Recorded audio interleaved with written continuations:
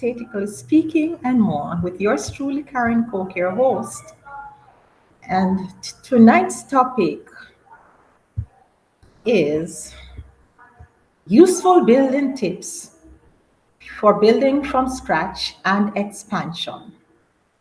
So tonight we're going to focus somewhat on, what is expected when we decide to do some form of construction or renovation, which might be in the form of expansion.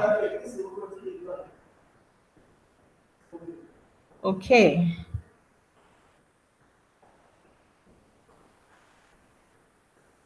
so I'm just gonna hold on a few minutes to give some persons a little time to come on, and then I will begin.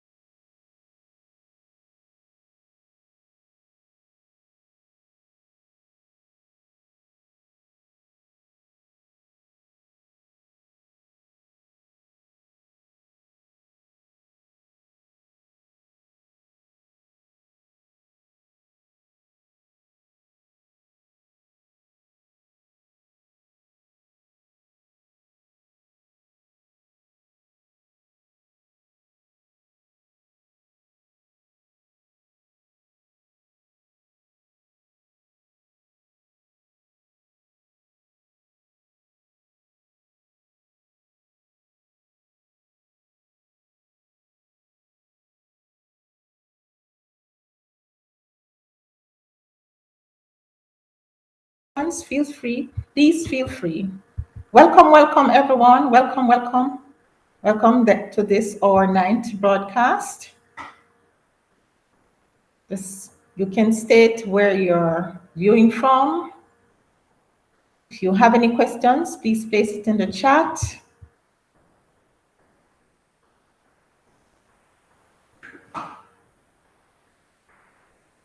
All right. So I'm seeing where a few persons have joined. And this is episode 9 of Real Speaking and more with yours truly, Karen Cook, and I am your presenter tonight. And tonight's topic is useful building tips for building from scratch and expansion. So stay tuned.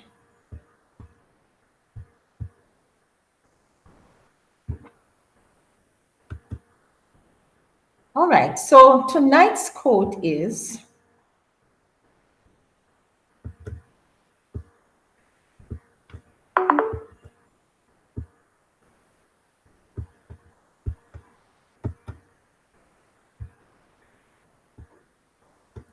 if opportunity doesn't knock, then build a door. And it's quite fitting for what we're going to speak about tonight, right? So if opportunity doesn't knock, then build a door. Quite fitting. Okay. So I'm gonna just go right into our presentation. And I'm gonna ask you please to share. You can subscribe, those of you who have not yet subscribed, comment, and like the channel. Just let me know whether or not the content, what you think of it, what we can improve on, what topics we can include, things that you would love for us to deal with. I'm coming up with some more interesting topics as the week goes along, right? What is cheaper building, all right? What is cheaper building from scratch? What is cheaper, building from scratch or buying an NHD home? That's a tricky question. And you know why it's tricky? Because whilst when you build your house yourself, you tend to get what you want for the most part. You know, you would have drawn your plan, you would have indicated to the builder what exactly you want, the room sizes. So of course, those of us who like the big spacious rooms and all of that, definitely, you know, that's a plus for you when you build yourself. But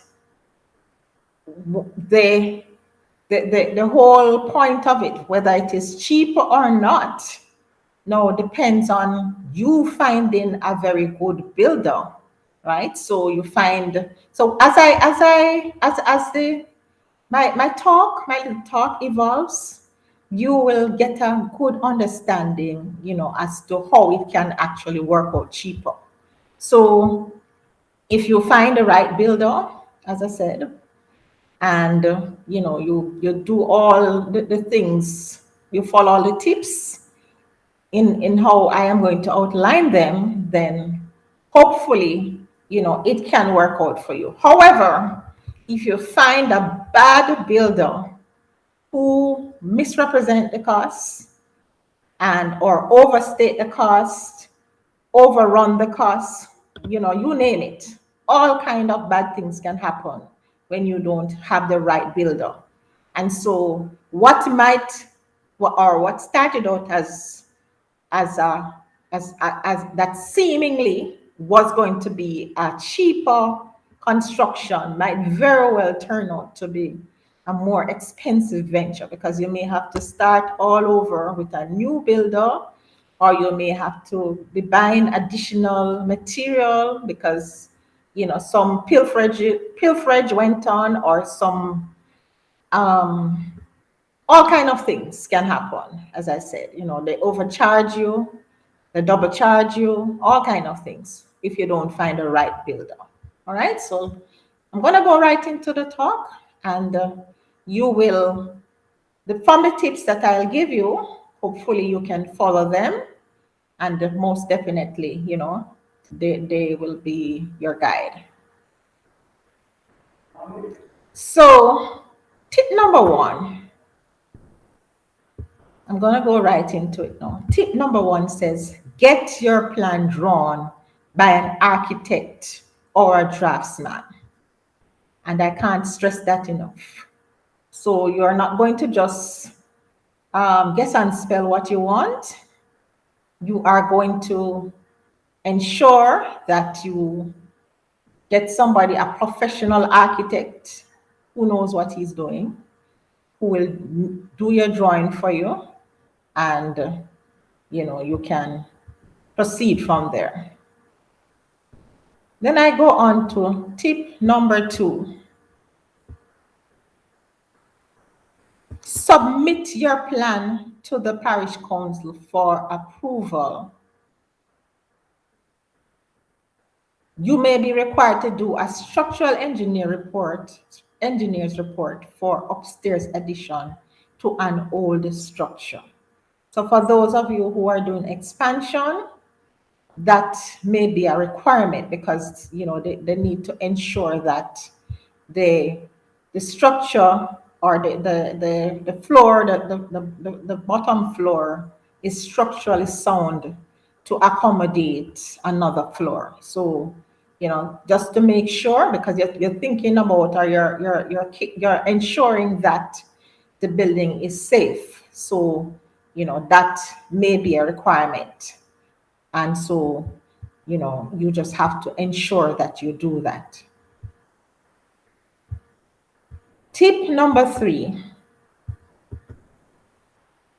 take your approved plan to a quantity surveyor to work out the cost to build what is drawn. Yes. So this is no guess and spell thing, wherein, you know, you go to a builder and or some of the so-called contractors around town these days, they guess and spell something and tell you, and then you thinking that that is what you're gonna pay to do your construction, and at the end of the day you're paying 3-4 times that amount because they underestimated the cost or they overestimated, and they are stealing from you instead of assisting you to honestly construct your home.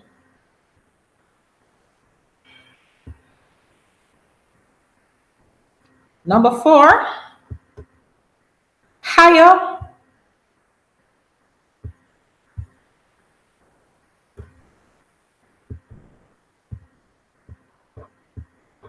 Sorry about that.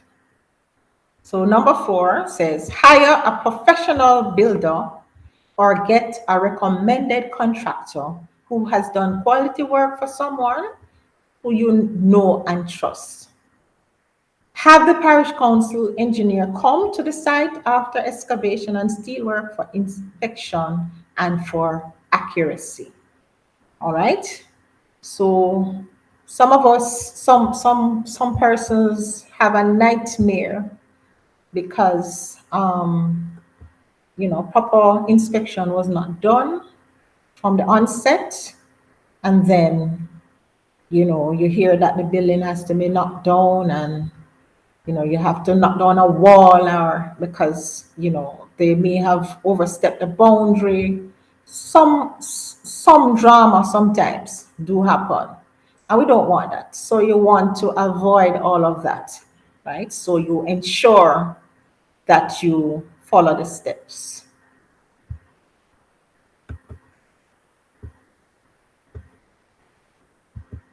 Step number 5, you can choose to buy your material in bulk from your hardware and take them as needed if you have nowhere to store them, or you can allow your builder to buy the material as he or she can give you an overall price that includes sourcing the material.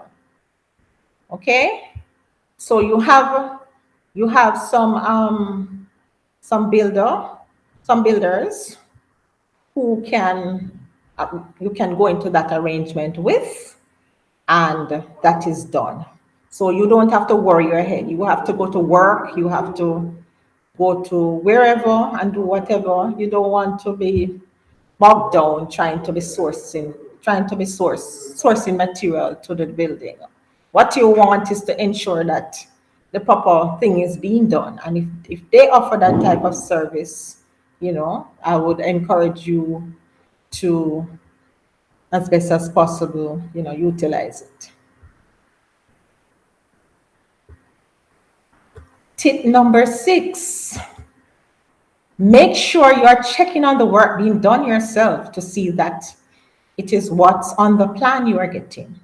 If you are unable to oversee the project yourself, get frequent updates from an independent person who you know and trust, and have the person take videos and pictures.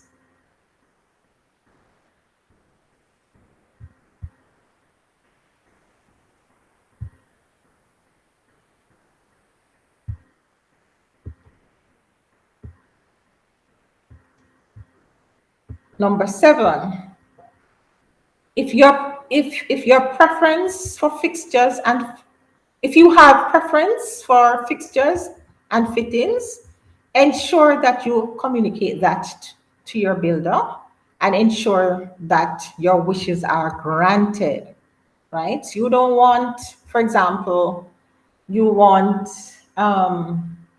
granite countertop and they give you Korean for the kitchen, or any other, or they give you, God forbid, they give you Formica, right? So they charge you for granite and they give you Formica, or they charge you for quartz and they give you Formica. So at all times, you have to ensure that what you have decided on together, that is what you get.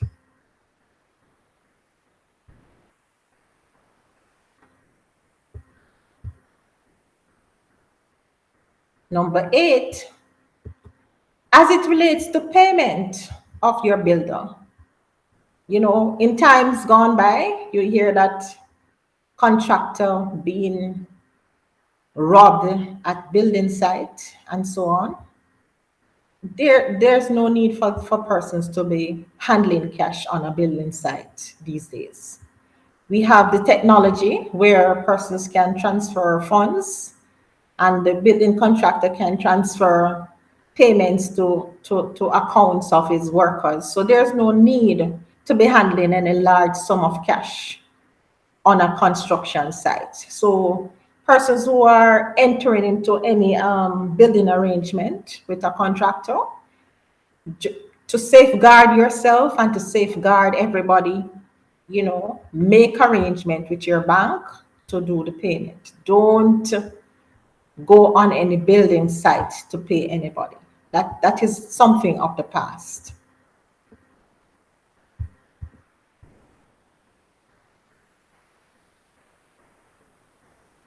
So you need to do regular supervision on the progress of the project, and you are to do so through to completion. You are to ensure that, once the building is complete, so the completion of the building, you want to see your fixtures, your fittings, that they're all installed, and that the electrical certification is done. So all of that, because you need to, if it's whether it's a new a project that has started from scratch, or whether it is a renovation, which includes putting in electrical wiring in the section that was added on to, or even in an old section that needed new electrical wiring, you have to get new certification done. You have to get the electrical inspector coming to the building, come to the property, and do their inspection to ensure that everything is fine. All right, and that, prior to you getting your certification and all of that.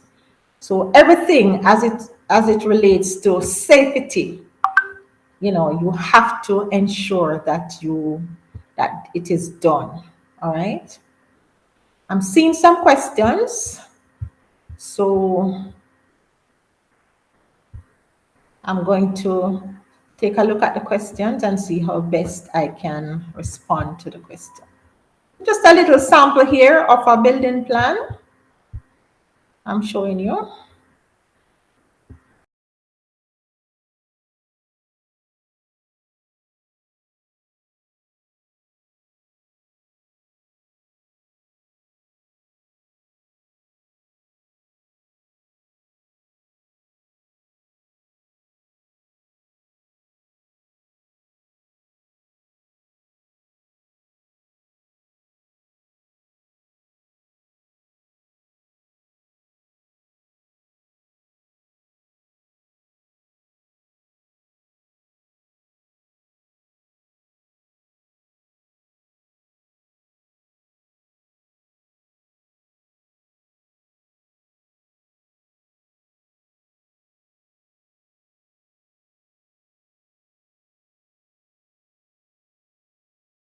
Dream home. It's definitely everybody's dream. All right, so I'm seeing where, okay, this person is saying, thank you. I need a home in Kingston because I work in Kingston. There are no lands in Kingston. What do you suggest I do?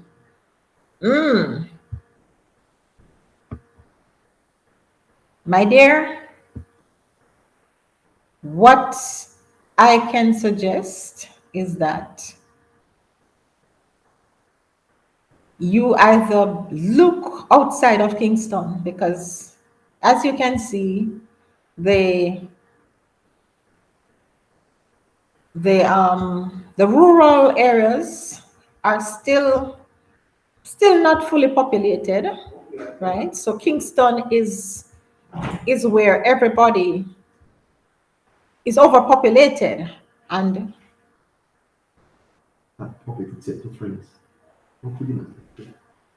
Chatter theatre, letting the feature about the sector for them public theatre, not the business. Maybe we need to do that because the only thing that they know what they want to do. Public, that's for example.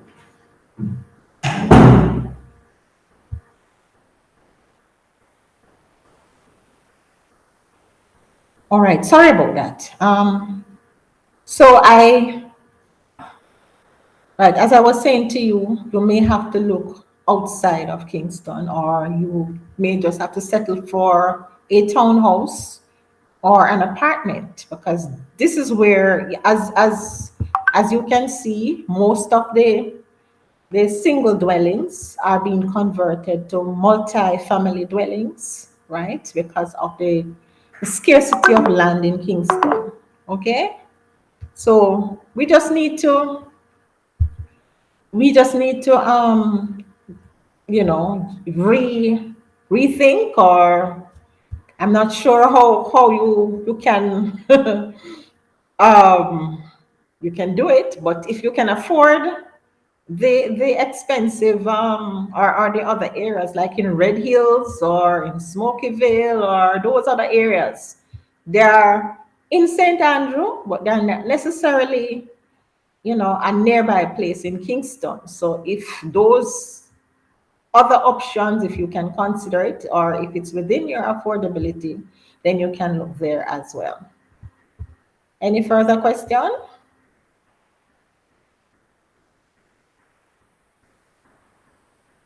All right. So if there is no further question, I'm just gonna thank you all. Thank you all for viewing, and I trust that this bit of information was useful. Have a blessed weekend now. And please remember to share and to like the broadcast. All right. Thank you very much. And comment. Let me have your comments as well. Thank you very much. Have a blessed weekend now.